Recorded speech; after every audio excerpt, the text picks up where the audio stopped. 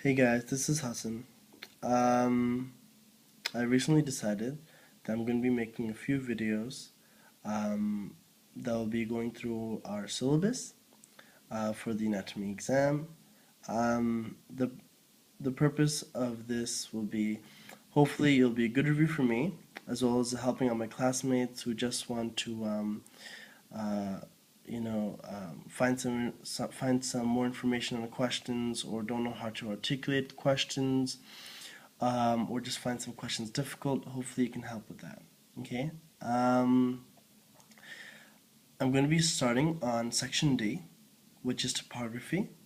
For me, that's my weakest area, and I think it's going to be a good way to start off because it also covers. It's basically just a review of everything. Um, for these videos, we're going to be using, for this video at least, we're going to be using the Netter Atlas, the 5th edition. And I want to start off with the first question, which is the Calvaria and its covering. This page will be on page 9, okay? And let's just talk about, the skull real quick before we start this question. The skull consists of a cranial base, okay? The cranial base is basically, right, this would be a good picture of the cranial base on page 11. You have basically you have your anterior cranial fossa, your middle cranial fossa, and your posterior cranial fossa. That's the cranial base, basically just the base of the cranium. And as simple as you may think that is, it wasn't for me. So now, we already discussed that the skull consists of a cranial base, and the other part of the skull is the skull cap. Now, this took me the longest time to discover, but the Calvaria is just another name for the skull cap. Okay? And the Calvaria is composed of different bones. So right here, we're going to talk about the skeletal framework of the Calvaria. It consists of a frontal bone, occipital bone, you have your corresponding parietal bones, you have your temporal bones, and you have your ethmoid and sphenoid bone. Okay? They are joined by their corresponding sutures. You have your Crohn's suture, your supersagittal suture, your lambdoidal suture, you have your bregma, you have your lambda, and that's the basic skeletal framework. I want to make a few notes. I want to mention the fact that the actual Calvaria. Let's quickly go to page 101 so I can describe this better with a better visual aid. Okay, this is page 101. Okay, so as you can see, you have your Calvaria, you have the bone. Now in the middle, you have something called the diplospongy bone. The diplospongy bone divides the Calvaria into an inner aspect and an outer aspect. Okay? The diplospongy bone, the blood will be drained via the diploic veins into the duovenous sinuses of the dura mater. Okay? That is your that is just a note that I want to make on the Calvaria. Also, going back to page 9, if you look in the temporal region, okay, if you look at the inner aspect, okay, you'll find grooves for the middle meningeal vessels, which are important for the dura mater.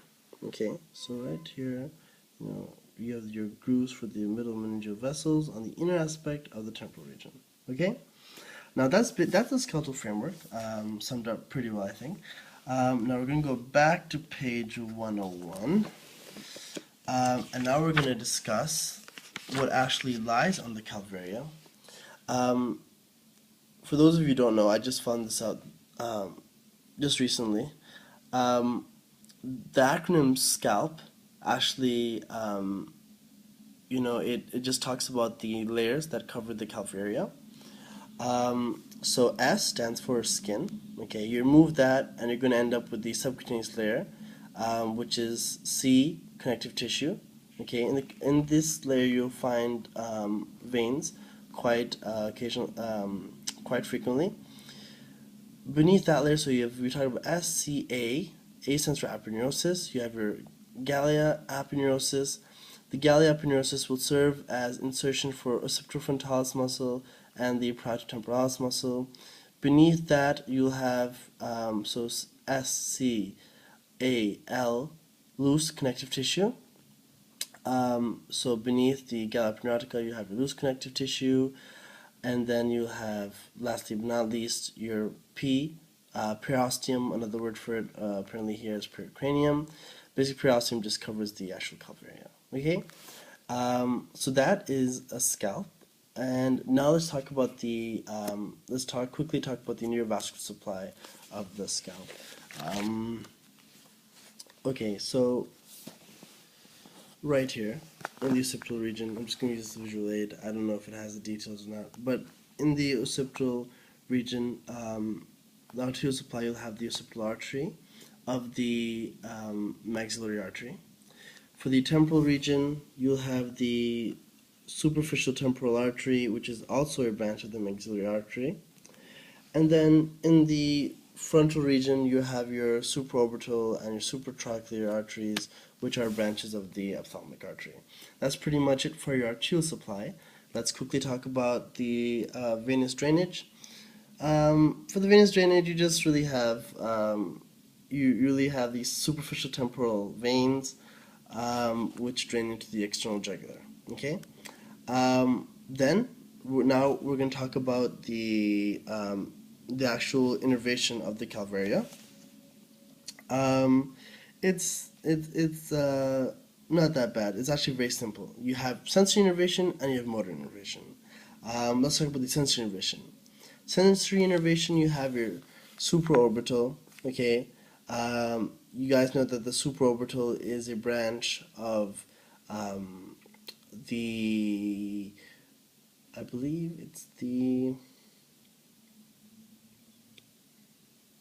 supraorbital branch is a branch of the supraorbital and supratrochlear nerves are branches of the frontal nerve, which is a branch of the ophthalmic nerve, which is a branch of the trigeminal nerve. Okay, so for sensory innervation, I'm going to talk about, you have your supraorbital nerve. Okay, supraorbital nerve passes through the supraorbital notch and innervates you have your conjunctiva, you have your upper eyelid, and you have the skin of the forehead.